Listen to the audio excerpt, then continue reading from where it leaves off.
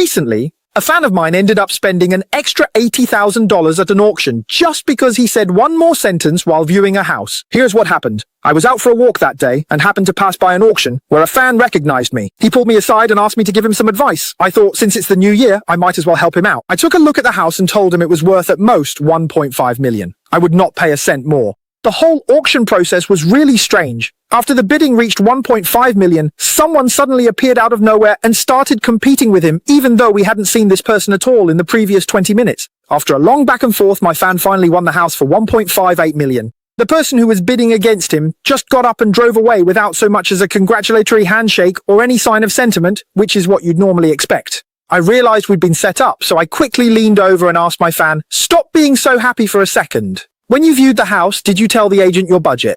He said, "Yes, I did. I told them $1.6 million was my absolute maximum." A lot of people buying a house for the first time think the agent is on their side, but that's not the case. In Australia, the seller's agent gets their commission from the seller. In Melbourne, the going rate is between 1.6% and 2.5% of the sale price, with the average being about 2.2%. For a house priced at $1.5 million, the commission would be $30,000. If they sell it for $100,000 more, their commission increases by $2,200. So anything extra you say can be used by them to help the seller get a better deal. So today, let me tell you, there are 5 things you absolutely must not say. The first thing is telling them your budget, especially the maximum you can offer. You might think you're showing sincerity, but what the seller's agent hears is that this person can go up to $1.5 million. When it comes to your budget, don't say a single extra word to the agent. Don't mention your income, savings, or loan limit. Only discuss those with your broker. The second thing is saying, "Our lease expires next month." To the agent, hearing this is like music to their ears. They know you're in a hurry to move, so they might put pressure on you. For example, they might tell you not to bother with things like inspections or adding conditions, or say that the seller isn't in a rush, but you are, so you should offer more money. The third thing is saying, "I really love this house."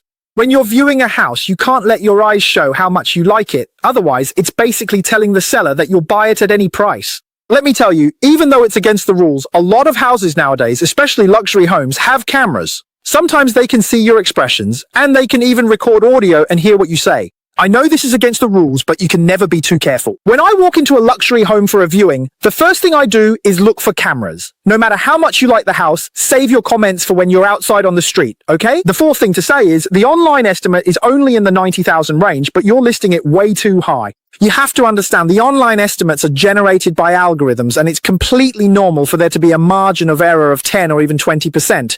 If you bring this up when talking to an agent, they'll just think you don't know the business. Who actually relies on online estimates? A better approach is to look at how much similar properties to yours have sold for in the past 6 months. That will be relatively more